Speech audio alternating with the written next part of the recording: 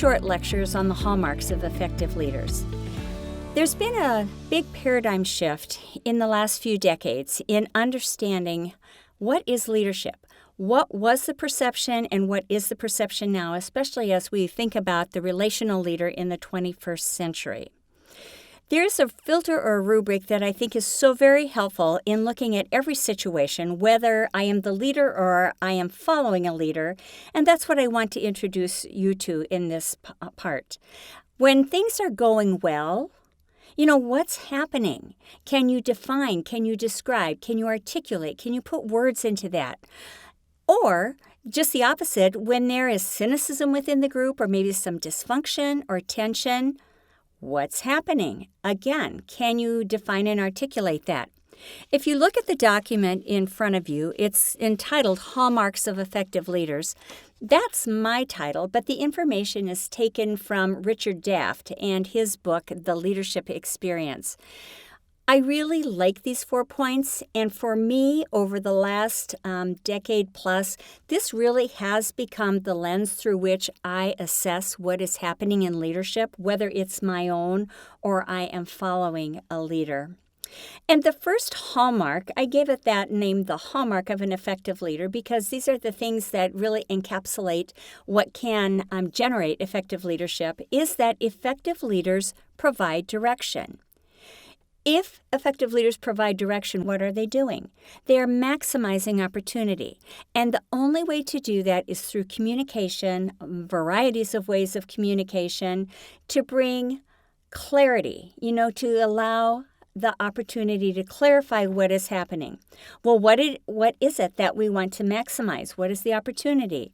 And the 4 points under there tell us when an effective leader is providing direction, and or they will be effective when they are providing direction if they are very clear about 4 things. First, the vision.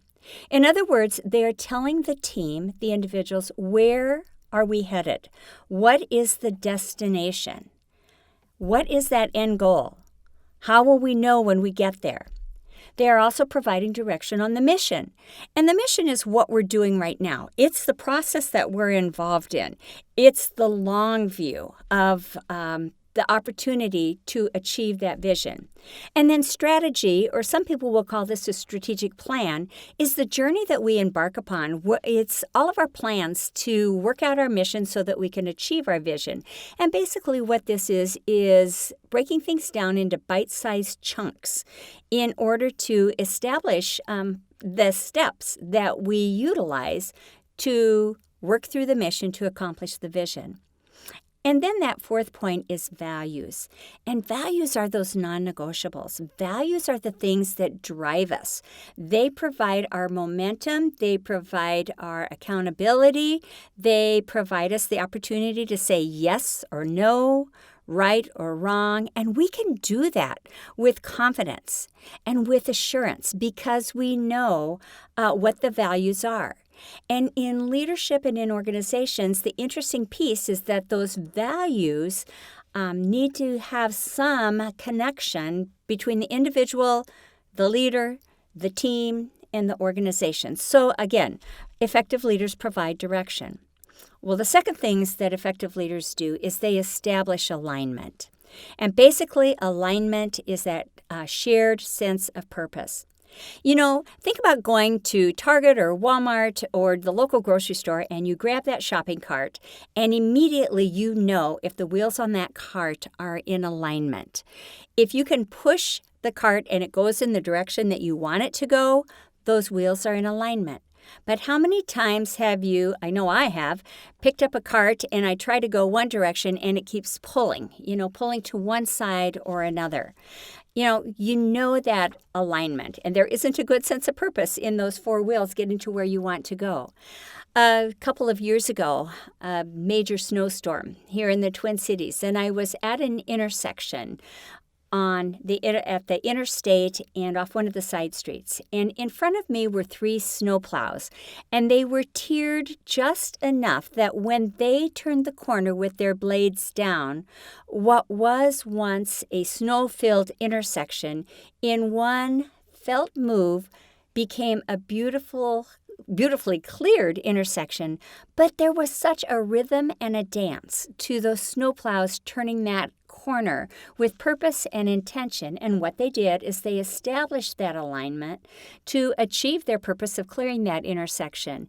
And so when a leader chooses to establish alignment, they end up creating a shared culture and shared values because people know what's going on. Again, through point one in providing direction. And the major outcomes is that growth happens, both individually and organizationally, as well as boundaries become a bit fuzzy. The interesting thing about that is when a leader intentionally chooses to establish alignment, all voices are valued and all voices are heard. And then the third hallmark of effective leaders is they develop relationships. They invest in people. They are intentional. And this is one of the biggest distinguishing marks between a manager and a leader. Because remember, managing is what? What do we need to get done? Leadership is how are we going to do it and who's going to be involved in that. And the best way to do that is to know your people, to develop those relationships. And what happens is then you are able to empower others.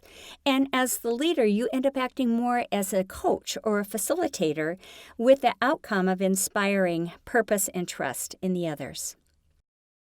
And then the fourth hallmark of the effective leader is to develop personal leadership qualities.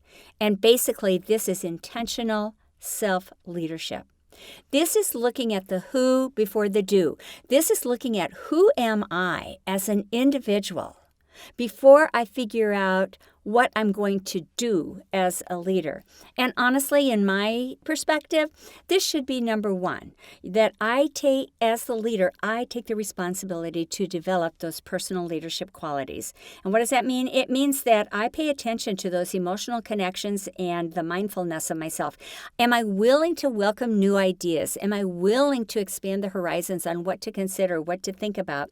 Do I do that through listening and listening well? Listening be the key number one component of communication. Nonconformity is courage. It's that ability to throw away a traditional mindset, to throw away the first right answer, to think outside of the box, the willingness to risk and to fail and to try again. And then insight into self is just that character. And if I'm willing to pay attention to that, again, that's the who I am. What ends up happening is that I am able to generate trust and credibility and confidence with the people that I am leading. I fully believe that we have to know ourselves before we can effectively lead each others.